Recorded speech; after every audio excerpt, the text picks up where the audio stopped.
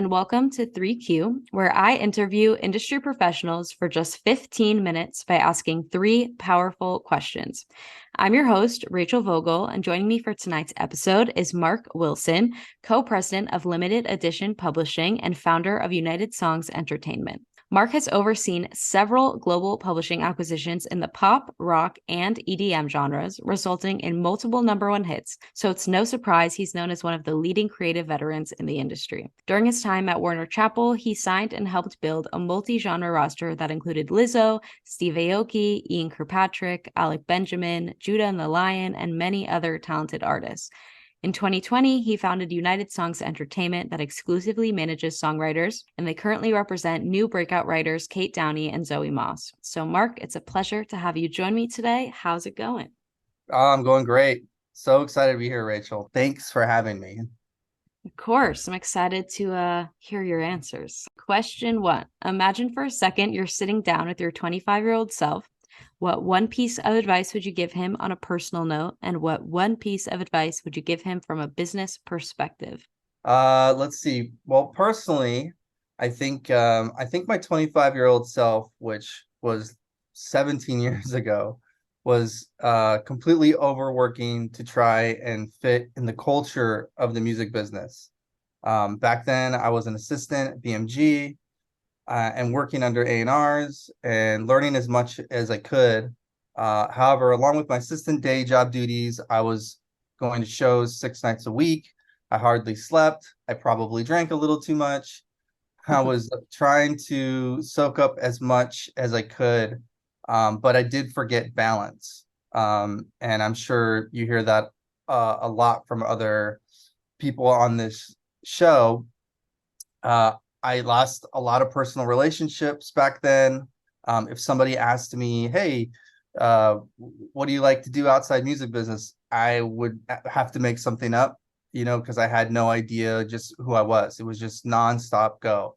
And as the older I got, I realized how important it is, not just for my mental health, but for my relationships outside the music business and just to myself personally.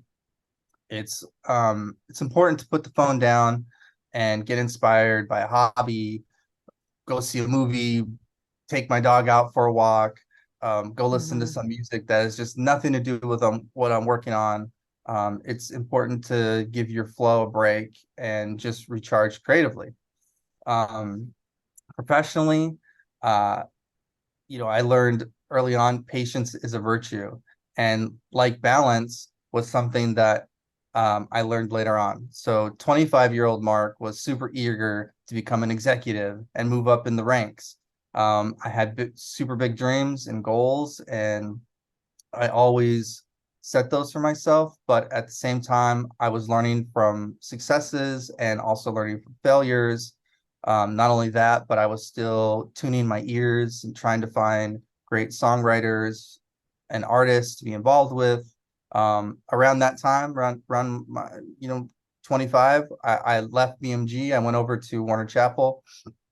I worked under Greg Souders, who's my mentor, but also my partner and co-president at Limited Edition Music Publishing. He's really the one that taught me, like, yo, slow down, like it's all good. I started to learn more about the process of hopping into a creative executive role. Now today, I'm much more of an observer, making small calculated moves, really thinking about the next step and planning out how to execute and achieve it. All great advice. So, is working with songwriters something that early on you decided you wanted to commit to?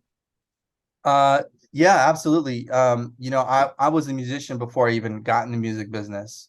I really understood. I wrote songs as well, and I really understood that process. And um, you know, I started from the ground up. I really worked. I played shows around LA. I was in bands, and I really enjoyed listening to all kinds of music. And songwriters, are just a special breed of people, special breed of creative people, and to just see them grow and succeed and watch them from the very beginning of their careers is a very rewarding and also like a personal and professional challenge to help them succeed. Yeah, we got to get you back out there. Got to put you on tour. All right, moving along. Question 2. Every industry has its dirty little secrets, and we both know that it's no different in the music industry. Sometimes people think that's a bad thing, but that is not always the case. Sometimes they can be good. What's one secret you would like to share with our listeners about the industry? Well, the big secret is the reality is anyone can succeed if you're driven, if you're passionate enough, you have a good set of ears, don't forget, a little bit of luck. And as I say, like gut full of data, right? A lot of people don't know this about me, but truth is I never went to college. I'm a high school dropout. Most of my childhood, I was actually homeless and I lived with drug addicted parents. And from that, I live with PTSD and anxiety that I'm always maintaining. I'm pretty normal as they come dealing with everyday life things that, everyone else has to deal with. But, I came from absolutely nothing. My first job in the music business was a temp job in like 2003. And from there, I moved into royalties, then copyright, then A&R assistant to an executive A&R. And now I have my own publishing and management companies. So the big secret is no one has the same roadmap to be successful in this business. We all start from zero and learn as you go. My relationships that I made over the years have led me to good creative partners, but no one is going to give you the full vision and plan to execute. My plan is taking the years of experience, seeing what works and what doesn't, and applying that to new businesses that help build artists' creative visions, right? Where all normal people trying to work in this business because we have a passion for music. That's what drives us professionally and creatively. Totally. So I'm curious, I'm sure many people listening would love to know when you're starting your own, whether it's a management company or a publishing company, obviously so much leads up to that. So what's kind of the process from the day you wake up and you decide to do it to actually launching it? Man, I think as I got older, I wanted some new challenges in my career. And at Warner Chappell, where I was working before, I worked there for 13 years, and I had an amazing career there. And that place is like my family, my sort of distant family, right? So I just thought personally it was time for me to grow and to try new things and to do new businesses. And it was always sort of this back of my head dream to grow into this. And when I left Warner Chappell, that was sort of the goal. Day one was, start a management company, try to bring new songwriters into the songwriter community. Because that's what I love to do. I love to find early things. I love to develop them. I love to bring them out into the world. And so I started United Songs with that sort of vision and found a couple songwriters that I started working with, and they've done extremely well so far. And finding them great creative partners as well. And starting a publishing company was sort of the artist piece of what I do as well. And finding, again, great partners to help launch these businesses. But everything is, I have no idea what I'm doing. Like that's the thing for everybody. We all don't know what we're doing, but we all try to put it together and get advice from other people and learn and grow. And hopefully I'll grow these things into successful companies. 100%. Last question. Throughout your career, I can only imagine you've been asked plenty of questions, whether for industry conferences, the media, or maybe even a promotion. But throughout all of those interviews and all of those questions, there has to be one question you've never been asked but would have liked to. So what is that question and what would be your answer? I think this question is not only for being interviewed, but just the question sometimes we have to ask each other in the collective music business, and that is, are we okay? I put a lot of emphasis on mental health because I work on it so much. So I'm always trying to put that in the forefront of what I do.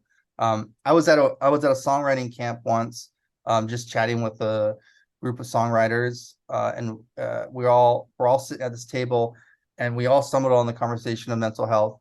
And someone said, "How many of you have anxiety?" Right? Everybody raised their hand, including executives.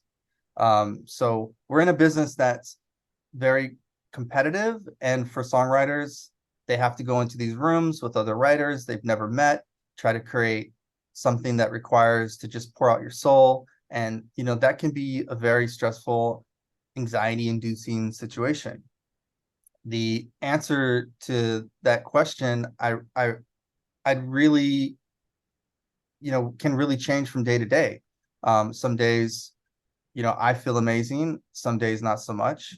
But I think collectively as a whole, we have to focus more on mental health for our fellow music creators and our executives. So, yeah. Mm-hmm. Yeah, no, I think you bring up a really good point, because I think this industry is unique compared to other industries where you're right, everybody's dealing with it, but especially on social media, everybody's life looks perfect. Right. And everyone is like putting up their number one plaque on their story every single day. So, Yeah. but they could also be having a horrible day. So you never know.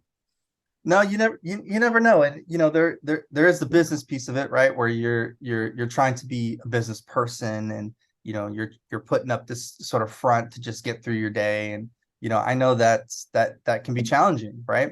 But we're also like very human people, and this business is a very like humanizing place where you have to always sort of like be business, but then like show who truly you are at times, and Mm-hmm. that those lines can get blurred. But I think that if checking in with each other and helping each other out when needed, I think that's something that there could be more focus on in general. And I think it does happen. Like I feel like mental health issue is talked about a lot more these days. Oh, definitely. So it's definitely heading in the right direction. Well, Mark, it has been so wonderful having you on the podcast. Thank you so much for taking the time. Thank you. To everyone listening, I hope you enjoyed tonight's episode. So stay tuned for next week's episode of 3Q, where I interview industry professionals for just 15 minutes by asking 3 powerful questions. See you then.